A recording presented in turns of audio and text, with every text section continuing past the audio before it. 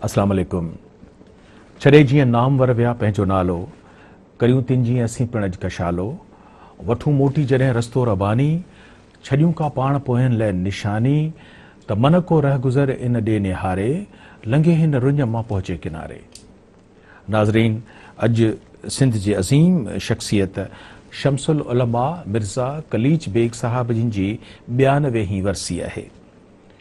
हिन वरसीअ जे निस्बत में सिंध यूनिवर्सिटीअ में शमसुल उलमा मिर्ज़ा कलीच बेग चेयर ऐं सिंध जे ॿियनि इल्मी अदबी इदारनि अॼु सुबुह जो शमसुल उलमा मिर्ज़ा कलीच बेग साहब जिन जी मज़ार मुबारक जेका टंडे ठोड़े में मिर्ज़ा फाटक वटि आहे, उते सिंध यूनिवर्सिटीअ जे वाइस चांसलर मोहतरम साईं मोहम्मद सिद्दीक़ कलोड़ो साहब ऐं गॾोगॾु चेयर जे डायरेक्टर डॉक्टर नवाब काका साहब जिन जी सरबराहीअ में ॿियनि जिन सिंधी जे इल्मी अदबी इदारनि गुलपाशी कई, गुलनि जूं चादरूं मिर्ज़ा साहब जे तुरबत ते विधियूं। उन्हनि मां अलामा ग़ुलाम मुस्तफ़ा कासमी साहब चेयर जे पारां असांजे डॉक्टर काज़ी ख़ादिम ऐं प्रोफेसर नज़ीर कासमी साहब, सिंधी अदबी बोर्ड जे पारां उनजे सेक्रेटरीअ सिकंदर शाह साहब ऐं हाफ़िज़ अहमदीन इंडर साहब, कलीच संगत जे पारां निसार हुसैनी साहब जिन जे फर्ज़ंद मोहतरम जावेद निसार, सिंधी लैंग्वेज अथॉरिटीअ जे पारां डॉक्टर मोहम्मद अली मांझी जे ताउन सां उन जे कारकुन मोहतरम सिंधी ॿोलीअ जे सां वाबस्ता उन जी एडिटोरियल में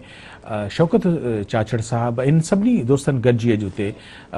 गुलपाशी कई। अॼु असीं हिन जॾहिं बहराल टेलीविज़न ते हिन वक़्तु वेठा आहियूं त असीं शमसुल उलमा मिर्ज़ा कलीच बेग साहब जिन जूं जेके ख़िदमतूं आहिनि इल्मी अदबी, उन्हनि ते रोशनी विझंदासीं। ऐं असां सां गॾु अॼोके हिन डिस्कशन में शरीक आहिनि डॉक्टर नवाब काका साहब, पाण हिन वक़्तु शमसुल उलमा मिर्ज़ा कलीच बेग चेयर जा डायरेक्टर आहिनि ऐं गॾोगॾु पाण सिंधी शोबो जेको आहे सिंध यूनिवर्सिटीअ जो, उन में प्रोफेसर जी हैसियत सां पंहिंजी ख़िदमतूं सर अंजाम ॾियनि था। केतिरनि ई अहम मक़ालनि जा पाण लेखक आहिनि। मूंसां गॾु ॿिया मोहतरम साईं प्रोफेसर नज़ीर कासमी साहब माशाअल्लाह, जेकॾहिं असीं थोरो मुड़ी था ॾिसूं त कोटलीअ जे डिग्री कॉलेज जेको अली बाबा जे नाले सां उन जा प्रिंसिपल रहिया ऐं हिन वक़्तु बि पाण हिकिड़े प्राइवेट कॉलेज में वाइस प्रिंसिपल जी हैसियत में ख़िदमतूं सर अंजाम ॾियनि था। नज़ीर, डॉक्टर काका साईं, असीं जेकॾहिं मिर्ज़ा कलीच बेग साहब जे ज़िंदगीअ जो थोरो इब्तिदा जेकॾहिं बयानु करणु चाहियूं त पाण टंडे ठोड़े में 1853 में 4 अक्टूबर ते हुन जी विलादत आहे ऐं 3 जुलाई 1929 संदन वफ़ात आहे ऐं लॻभॻि 500 जे क़रीब किताब आहिनि जेके उन जे क्रेडिट ते आहिनि। हर मौज़ूअ ते आहिनि, पाण उते इनशाला ॻाल्हाईंदासीं। पर हिन वक़्तु आउं चाहींदुसि त तव्हां, छाकाणि त असांजे शमसुल उलमा मिर्ज़ा कलीच बेग चेयर जा डायरेक्टर आहियो, त असांखे महिरबानी करे ॿुधायो त असीं मिर्ज़ा साहब जो जेको शेयर जो जेको बि क्रेडिट आहे, ताज़ा तरीन जेका सूरत हाल आहे उन ते तव्हां ॻाल्हायो। महिरबानी। शमसुल उलमा मिर्ज़ा कलीच बेग साहब जो अॼु 92 वरसी तक़रीब जो ॾींहुं आहे ऐं मिर्ज़ा कलीच बेग चेयर जेका 2008 में सिंध यूनिवर्सिटी में क़ाइमु थी आहे। पर आउं थोरो पस मंज़र ॿुधायां त सिंध यूनिवर्सिटी शुरूअ खां ई मिर्ज़ा साहब जे हिन इल्मी वरसे खे संभालींदी आई आहे। अलामा आया काज़ी जे ज़माने में डॉक्टर बलोच पंहिंजे हिकिड़े मक़ाले में लिखियो आहे त मिर्ज़ा असद बेग ऐं मिर्ज़ा अजमल बेग मिर्ज़ा साहब जे वफ़ात खां पोइ अलामा साहब सां मिलिया ऐं हुनखे मिर्ज़ा साहब जे किताबनि जे छपाइण जे लाइ सहकार जे लाइ चयो त चेयर जेको सिंध यूनिवर्सिटी असांजी मदद करे त जीअं मिर्ज़ा साहब जा तमामु घणा किताब अणछपियल आहिनि उनखे छपाए सघिजे। ऐं उन खां पोइ अलामा साहब पीर इसामुद्दीन राशिदी ऐं डॉक्टर बलोच खे मोकिलियो त तव्हां ॾिसो जेके मिर्ज़ा साहब जा किताब छपाए सघजनि था, उन ते तव्हां कमु कयो। जंहिंमें पहिरियों किताब यादगिरियूं जे नाले सां सिंध यूनिवर्सिटी छपियो ऐं पोइ वरी उहो कमु अदबी बोर्ड जे हवाले थियो। त ईअं सिंध यूनिवर्सिटी शुरूअ खां ई मिर्ज़ा साहब जे हिन इल्मी वरसे खे संभालणु, उन जे इशाद जे लाइ कोशिशूं वरितियूं आहिनि। 2008 में इहा चेयर क़ाइमु थी मज़हर लक सिद्दीकी साहब जे टाइम में, छाकाणि त सिंध जो हिकिड़ो तमामु वॾो आलिम, ग़ैर मामूली आलिम, जंहिं घणनि ई मौज़ूअनि ते मुख़्तलिफ़ सिन्फ़ुनि जा सिंधी अदब में बुनियाद रखिया ऐं उन सां गॾोगॾु तारीख़ जा, साइंस जा, जामेट्री जा ऐं नसाब जा टेक्स्ट जेके बुक हुआ उहे बि उन वक़्तु जेके से मौजूदु न हुआ, जेके उन दौर जूं इल्मी घुरिजूं पूरियूं कनि अंग्रेज़नि जे दौर में। त मिर्ज़ा साहब उन्हनि ते बि कमु कयो, उहे किताब लिखिया। त इहो सॼो मवाद जेको आहे उनजे लाइ ज़रूरत हुई त कहिड़ो इदारो जेको उनखे संभाले, उनजी इशाद करे, नई नस्ल ताईं पहुचाईंदो रहे। त इहो चेयर पंहिंजे शुरूअ खां वठी इहो कमु कयो। हिकिड़ी आलमी कॉन्फ्रेंस बि मुनक़िद थी, सॼी दुनिया मां मुख़्तलिफ़ आलम आया जिन मिर्ज़ा साहिब जे शख़्सियत ते उन जे कम ते ॻाल्हायो। वक़्तनि फ़वक़्तनि असां हीअ जेके मिर्ज़ा साहिब जा ॾींहं अचनि था जनम जो या वफ़ात जो, उन ते असां ख़ुसूसी प्रोग्राम कंदा आहियूं सिंधी यूनिवर्सिटी में ऐं मज़ार ते बि हाज़िरी भरींदा आहियूं। पर उन खां अलावा असांजा महीनी ॿिए महीने सिंधी यूनिवर्सिटीअ में मुख़्तलिफ़ शोबनि में जेके उन जा किताब लिखियल आहिनि उन्हनि शोबनि सां गॾिजी बि असां प्रोग्राम कंदा आहियूं। जीअं अंग्रेज़ी अदब में मिर्ज़ा साहिब जो जीअं कमु आहे जेको उन जी शाइरी आहे उन ते असां प्रोग्राम कयोसीं, या उन ते कंपेरेटिव रिलीजन ते मिर्ज़ा साहिब जो कमु आहे त उन इदारे सां असां प्रोग्राम कयोसीं। उन इदारे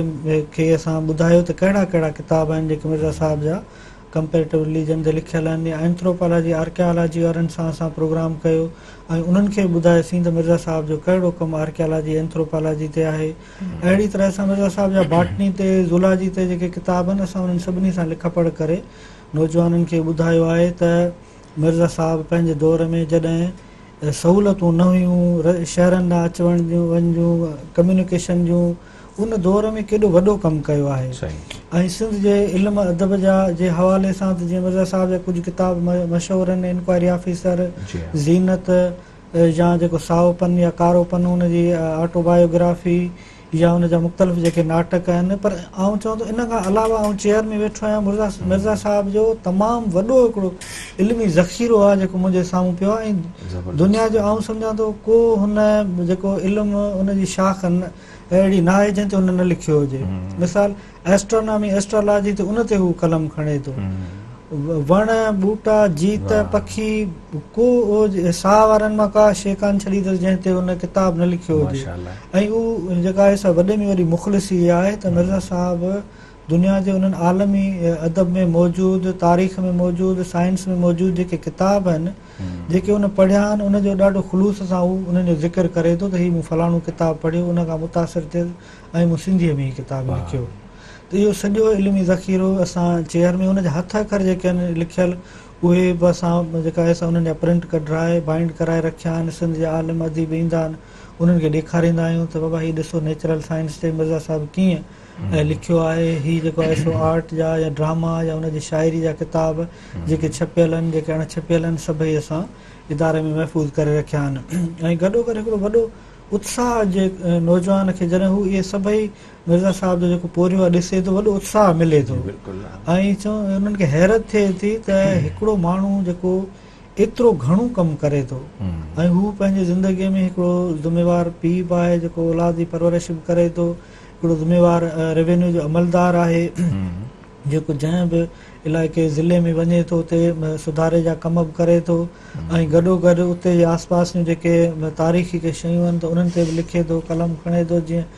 नसीराबाद में जॾहिं वियो आहे त उते ॾाढियारे जबल ते वियो आहे, एॾो ॾुखियो पंधु करे मथे वियो आहे जेको अॼु बि उते वञण जे लाइ जेके आहिनि नौजवान उहो पंधु उन्हनि खे ॾुखियो थो लॻे। काका साईं असीं हिकिड़े ॿिए मरहले में ईंदासीं जॾहिं मुंहिंजी दिलि चवे थी त मिर्ज़ा साहिब जिन सिन्फ़ुनि ते तर्जुमा ऐं तख़लीक़ी अदब ऐं शाइरी जेका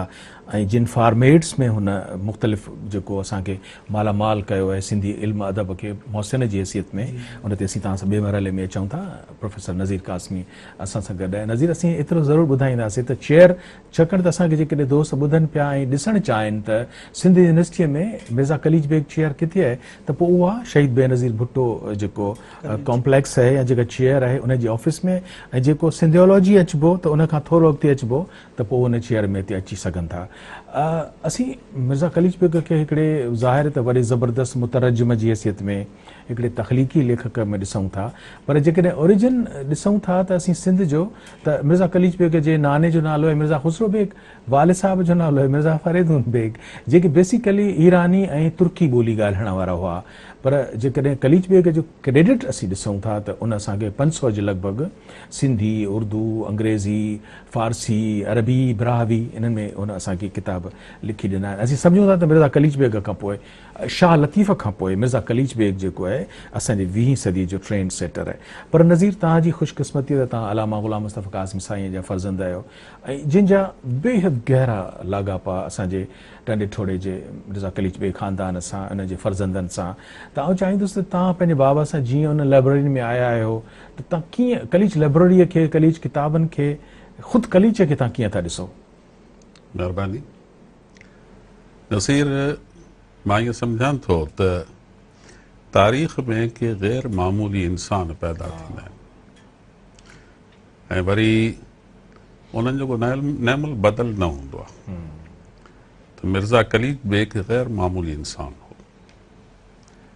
ऐं तव्हां ॾिसो त हिकिड़ो माण्हू, जीअं काका साहिब चयो, सहूलियतुनि जी उन दौर में अणहूंद जे बावजूदि मुख़्तलिफ़ डायमेंशन्स, मुख़्तलिफ़ सब्जेक्ट्स ते किताब लिखे थो। किताब लिखण लाइ उन में महारत खपे थी। किताब लिखण का सवली शइ न आहे। अॼु बि मिर्ज़ा साहिब जा उहे किताब असीं जेकॾहिं पंहिंजे सब्जेक्ट्स जे किताबनि खे ॾिसूं त बिल्कुलु उहा जेके मालूमात आहे सा ओरिजिनल मालूमात आहे। इहा ॿी ॻाल्हि आहे त मौजूदा दौर में उन में एडवांसमेंट आई आहे ऐं असां मिर्ज़ा साहिब जे कम खे ॾिसूं था त मिर्ज़ा साहिब जो कमु आहे बुनियाद विझण वारो,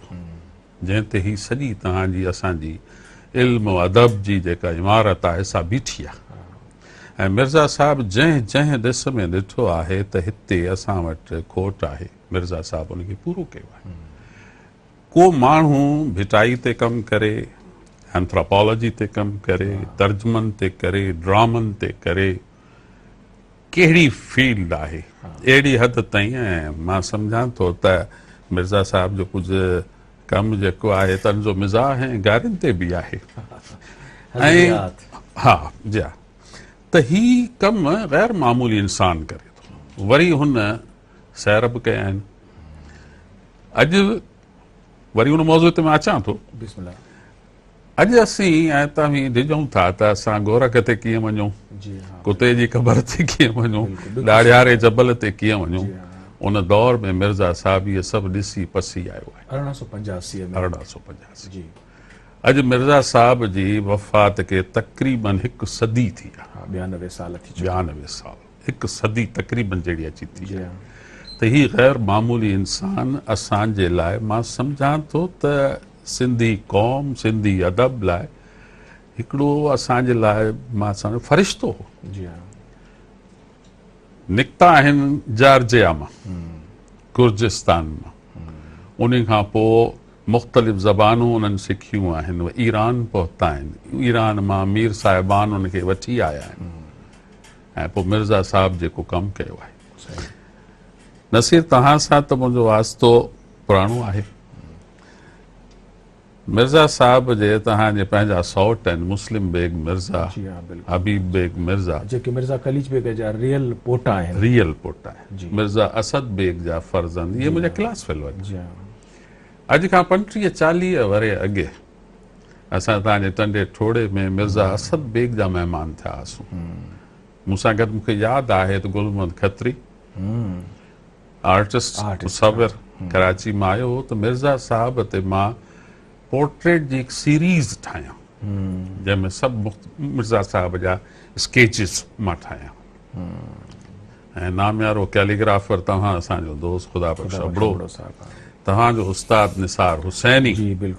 इहे असां अॼु उते महिमान थियासीं। अॼु खां 35-40 साल पहिरीं उन हवेली जो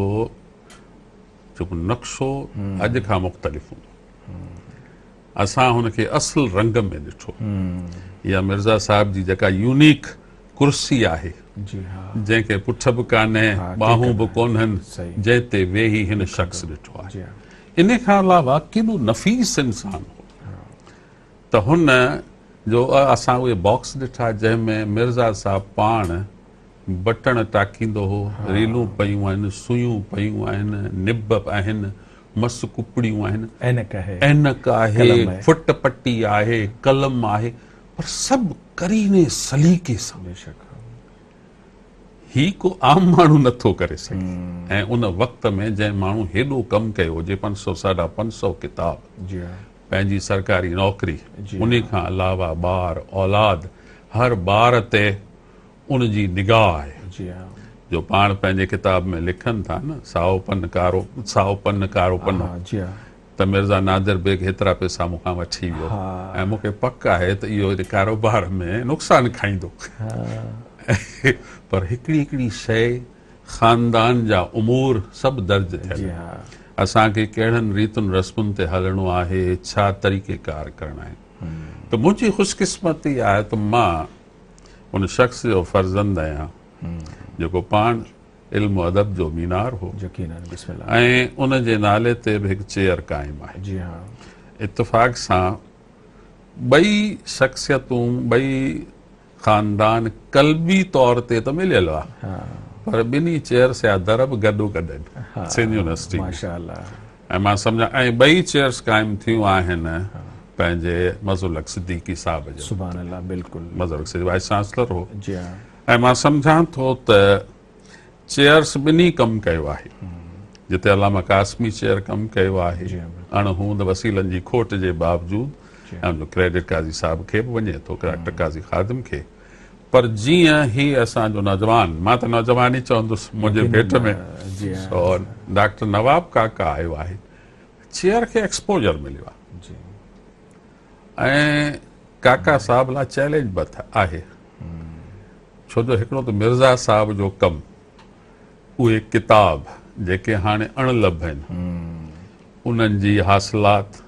मिर्ज़ा साहब खे पोर्ट्रेट करणु पोइ वरी इन्हनि किताबनि ते रिसर्च जेका थी तव्हां ॻाल्हि कई त इन फैमिली सां वास्तो मिर्ज़ा असद बेग मूं सवें भेर ॾिठो जी हाँ बिल्कुल ऐं मिर्ज़ा अजमल बेग साहब बाबा साहब इहे ॿिन्ही जा वो मिर्ज़ा वास्ता साहब हुआ। जो मशहूर फर्जंद अदीब मशहूर फर्ज़ंद अदीब आहे अॼु पाण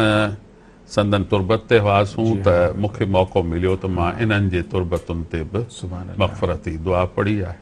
त मिर्ज़ा अजमल बेग साहब खे आउं ॾिसां थो हाँ त हू बाक़ाइदे जहिड़ो अंग्रेज़ हो ऐं पैंट शर्ट ऐं गैलीज़ पाए ईंदो हो पंहिंजी हिकिड़ी मख़सूस गाॾी में ईंदो हो कलाकनि जा कलाक बाबा सां गॾु कचहरी थींदी हुई पंहिंजी सिगरेट पंहिंजी कॉफ़ी चांहि ऐं पंहिंजो पाणी बि गॾु खणी ईंदो वाह उनजो स्टाइल इहो हो। उनजो स्टाइल हाँ उनजो स्टाइल सही है त मां सम्झां थो त अॻिते बि ॻाल्हियूं थींदियूं हाँ ऐं काका साईं नज़ीर कासमी साहब प्रोफेसर साईं असांखे जेको उनजो ख़ानदानी पस मंज़र ऐं जंहिं लोकेशन में असांखे थोरो हिन वक़्तु मंज़र ॾेखारिया उहो टंडे ठोड़े में कलीज कुतुब खानो आहे जेको अॼु बि उते क़ाइमु आहे ऐं उहो मिर्ज़ा साहब जा जंहिंमें हज़ारे किताब ऐं उनजो नवादरात उहे सभु उते महफ़ूज़ आहिनि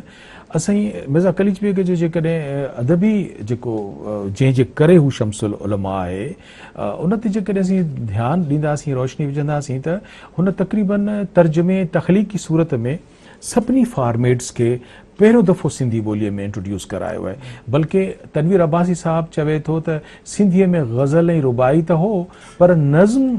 फॉरेन जो जेको आहे यूरोप जो ॿियनि ॿोलियुनि जो उनखे उन सिंधीअ में आणे तरग़ीब ॾिनी त सिंधीअ में नज़्म जे सिन्फ़ खे बि अॻिते वधाए सघिजे थो पर बहरहाल असीं हिन वक़्तु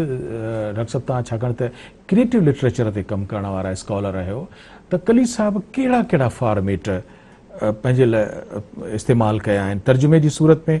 हूअं त असीं जेकॾहिं ॾिसूं त 1880 में हुन लैला मजनू जो जेको ज़ाहिर आहे गुजराती ड्रामो आहे उनखे ओपेरा जी सूरत में पर आउं तव्हां खां ॿुधणु चाहींदुसि त हुन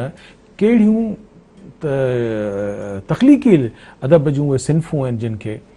पाण सिंधीअ में आंदो अथनि जी नसीर साईं जीअं त अंग्रेज़नि जो दौरु बुनियादी तौर ते जदीद सिंधी अदब जो शुरूआती दौरु आहे सही बिल्कुलु त उन में नसर जी जेका आहे असां जेका बाक़ाइदा चऊं त नसर जी शुरूआति हिन दौर में थी आहे तर्जुमनि सां थी आहे पर हाणे जेकॾहिं असां अचूं सिंधी अदब में इहे मुख़्तलिफ़ सिन्फ़ूं नसर जूं उनजा फॉर्मेट जेके आहिनि उहे कीअं शुरू थिया ऐं उहे मिसाल जेके क़ाइमु कया उहे शमसुल उलमा मिर्ज़ा कलीज बेग साहब कया उन में अफ़सानो ॾिसूं था शरीफ़ बेगम उनजो 1914 में अफ़साने जी शुरूआति थी आहे त उहो मिर्ज़ा साहब जो आहे वरी जेकॾहिं असां ॾिसूं था नाविल नवेसी त दिलाराम नाविल या उन खां पोइ जेको मिसाली नाविल आहे जेको अॼु बि नौजवान वॾे शौक़ सां पढ़नि निसाब ते रखियल आहे ज़ीनत नाविल ज़ीनत जो रिश्ता माइटियूं मिटियूं कीअं कजनि ॿारनि खे तइलीम तरबियत कीअं ॾिजे चङी सोबत जो कहिड़ो असरु थिए थो नतीजो निकिरे थो बुरी सोबत जो कहिड़ो ऐं ख़ासि तौर ते हीअ ॾिसो 1890 जी ॻाल्हि पियो मिर्ज़ा साहब करे न्याणियुनि जी तइलीम सही उन मौज़ूअ खे खणी थो अचे त न्याणीअ खे तइलीम ॾिजे ॿाहिरि जे माहौल में हूअ उथे वेहे ॾिसे जीअं ॾुखियनि सुखियनि ॾींहंनि में हूअ पंहिंजी ज़िंदगी आसानी सां गुज़ारे सघे, दुनिया समाज जे मसइलनि खे मुंहुं ॾिए। त हीअ जेके उहे सिन्फ़ूं आहिनि जेके यूरोप या अंग्रेज़ी ॿोलीअ जे अदब में मौजूदु हुयूं, उन्हनि खे मिर्ज़ा साहब सिंधीअ में जेको शुरूआति कई आहे, शामिलु कयो आहे सिंधी अदब में। सफ़रनामो जेको आहे उनजी जेका आहे सा बाक़ाइदगीअ सां शुरूआति करे थो। ॾाढ़ियारे जबल जो सैर या पंहिंजे पढ़ाई वारे ॾींहंनि में मज़मून नवेसीअ ते उनजो बहितरीनु किताबु आहे मकालातुल हिकमत। अॼु पढ़ी ॾिसो, दुनिया जो मशहूरु फ़िलासफ़र लॉर्ड बेकन, उन जूं जेके से ज़िंदगीअ जे मुख़्तलिफ़ जेके मौज़ू आहिनि उन्हनि बाबति उनजा जेके नंढा नंढा मज़मून आहिनि उहे जेके मिर्ज़ा साहब हुन में शामिलु कया आहिनि, सिंधी ॿोलीअ में आणे हिकिड़े फॉर्मेट खे बि सिंधी ॿोलीअ में मुतारिफ़ करायो आहे, हिकिड़ी सिन्फ़ खे मज़मून जेके। उन खां अलावा मालूमात जेका आहे उहा बि जेका आहे सा मिर्ज़ा साहब हुन में ॾिए थो, उमेद छा थींदी आहे, अभ्यास कीअं कजे, पढ़णु लिखणु, हुनरमंदी, ॿिया अहिड़ा ज़िंदगीअ जा तमामु घणा मौज़ू आहिनि, शादी करणु या छड़ो रहणु, जेके बि लॉर्ड बेकन जा निहायत ई काराइता मज़मून आहिनि जेके असां सम्झूं था अॼु बि नौजवान जॾहिं पढ़े थो त उनखे उन में ॼाण मिले थी, उनजे इल्म शऊर या ॾाप में हिकिड़ो इज़ाफ़ो थिए थो। इहे न सिर्फ़ु हिकिड़ी सिन्फ़ जी शुरूआति चइजे, बल्कि हिकिड़ियूं बहितरीनु या क्लासिकल जेके शयूं आहिनि उहे मिर्ज़ा साहब तख़लीक़ कयूं आहिनि। त अहिड़ी तरह सां ड्रामो जीअं आहे त ड्रामा बि असां चऊं था सिंध जो शेक्सपियर बि मिर्ज़ा साहब खे चयो वञे थो। मंज़ूम जेको ड्रामो आहे उनजो लैला मजनू, उन खां पोइ उन इंक्वायरी ऑफिसर पढ़ी ॾिसो, थोरे जो उनखे जेको तर्जुमो आहे पर तव्हांखे तर्जुमो लॻंदो कोन। ऐं मिर्ज़ा साहब जी इहा ख़ासियत आहे त हुन जेको तख़लीक़ी तर्जुमा अहिड़ा कया आहिनि जो माहौल सॼो सिंध जो खणी आयो आहे, पंहिंजे आस पास जो माहौल खणी आयो आहे जो पढ़ंदड़ खे कंहिं बि तरह सां ओपरो न लॻे। त अहिड़ी तरह सां उहे शेक्सपियर जा मुख़्तलिफ़ जेके ड्रामा आहिनि उन्हनि खे बि सिंधीअ में मुतारिफ़ कराए थो। ऐं उन खां अलावा तारीख़ जो जेको कमु आहे, अंग्रेज़ी में चचनामो मिर्ज़ा साहब ॾिनो, ऐं जॾहिं सिंधी वारो चचनामो उन लिखियो आहे जेको हाणे असां चेयर जे पारां कुझु वक़्त खां पोइ शाया कंदासीं, त चचनामे जी ॿोली एॾी जेका आहे सा फसी आसान आम फ़हम आहे जो आसानीअ सां हर को सिंध जी तारीख़ पढ़ी सघंदो। ऐं मुख़्तलिफ़ हुन जेके माख़ज़ साम्हूं रखिया आहिनि, फारसीअ जा, अरबीअ जा, अंग्रेज़ीअ जा, ॿियनि ॿोलियुनि में जेको बि हुन सां तारीख़ सां लाॻापियल मवाद हो त उहे सभु साम्हूं रखी उन खां पोइ ऐं काका साईं ॿुधणु चाहींदुसि त मिसाल जॾहिं खां वठी तव्हीं डायरेक्टर रहियो कलीज चेयर जा, त तव्हांजे सरबराहीअ में निगरानीअ में ताज़ा के मिर्ज़ा साहब जा किताब आया हुजनि, उन जा नाला कुझु हुजनि त असांखे ज़रूरु ॿुधायो, असीं पंहिंजे प्रोग्राम जे क्लोज़िंग ॾांहुं था हलूं। बिल्कुलु नसीब। मूं जॾहिं चार्ज वरिती त मूं कोशिशि कई त सभ खां पहिरीं मिर्ज़ा साहब जा कलमी नुस्ख़ा जेके आहिनि उन्हनि खे तरजीह ॾिजे। उन खां पोइ वरी ज़रूरतार जेके जिन जी ज़रूरत आहे, असां सम्झूं था रीप्रिंट 9 थिया, उहे आंदा अथऊं, पर शुरूअ में जेको मूं कलमी नुस्ख़ा जेके छपराया उन्हनि में आलम ख्वाब जे नाले सां किताब हो, मुंतख़ब मालूमात, आलम ख्वाब, ख्वाबनि जी दुनिया ते, दुनिया जे अज़ीम फ़िलासफ़रनि ॾाहनि माण्हुनि जा ख्वाब, उन्हनि जा सचा ख्वाब, कूड़ा ख्वाब, ख्वाब कीअं छो कहिड़ियुनि कैफ़ियतुनि में नज़र अचे थो, उन मौज़ूअ ते आहे। ॿारनि जी विंदर ते उनजो हिकिड़ो नंढिड़ो किताबु चेस्ताना ऐं प्रोलियूं जे नाले सां आहे, उहो बि कलमी उहो छपरायोसीं। उन खां अलावा मुंतख़ब मालूमात जंहिंमें दुनिया जा केतिरा ई मुख़्तलिफ़ मौज़ू आहिनि जिन ते मिर्ज़ा साहब मालूमात ॾिनी आहे, उहो असां चेयर जे पारां छपरायोसीं कलमी नुस्ख़ो। इल्मु नबातात जे नाले सां मिर्ज़ा साहब जो वणनि ॿूटनि, मेवेदार वण, गाह ॾींदड़, ख़ुशबू ॾींदड़ गुल, उन्हनि सभिनी ते जेको मिर्ज़ा साहब जो जेको नंढिड़ो किताबु आहे उहो असां छपरायोसीं। ऐं उन खां पोइ अॻिते हाणे हींअर असां जेको छपरायो आहे आर्कियोलॉजी एंथ्रोपोलॉजी ते मिर्ज़ा साहब जो आहे, इंसानी सुधारे जी शुरूआति जे नाले सां उहो छपिजी चुको आहे। मिर्ज़ा साहब जी जेका आतम कहाणी जो मशहूरु किताबु जेको आहे उर्दू में साओ पन्या कारो पन्नो, उहो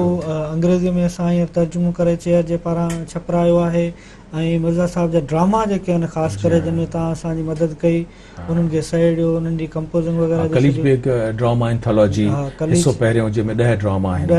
आहिनि, उहे असां चेयर जे पारां छपराया आहिनि। अहिड़ी तरह सां जेको जवाहिरुल इंसान जे नाले सां दुनिया जे कामयाबु शख़्सियतुनि जा जेके ख़ाका आहिनि मिर्ज़ा साहब लिखिया आहिनि, त कीअं उहे ॾुखियनि हालतुनि में जा महिनत करे अहिड़ा दर्जे ताईं पहुता आहिनि। उहे यूरोप जूं शख़्सियतूं ऐं जेके आहिनि उन्हनि ते आहे उहो बि असां छपरायो आहे। या कंपेरेटिव रिलीजन ते उनजो हिकिड़ो बहितरीनु किताबु आहे मजमल मज़ाहिब जे नाले सां, उहो कलमी सूरत में उहो जेको असां छपरायो आहे। ऐं अहिड़ी तरह सां असां कोशिशि कई आहे त मिर्ज़ा साहब जा जेके बि अणछपियल किताब आहिनि उन्हनि खे असां तरजीह बुनियादनि ते शाया करायूं। उहे कंपोज़ ऐं करायां पियो चेयर में, ऐं जेके कलमी सूरत में उन्हनि जा प्रिंट कढाए असां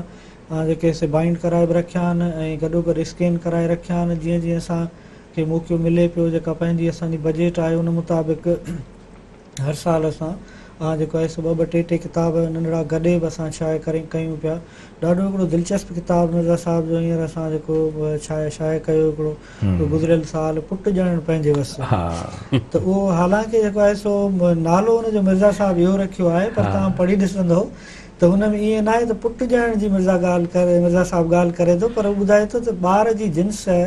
माउ जे पेट में कीअं ठहे थी, उनजा साइंसी सबब कहिड़ा आहिनि। उन में न्याणीअ जी बि ॻाल्हि करे थो, पुट जी बि ॻाल्हि करे थो, ऐं उहे जेके साइंसी सबब आहिनि, औलाद,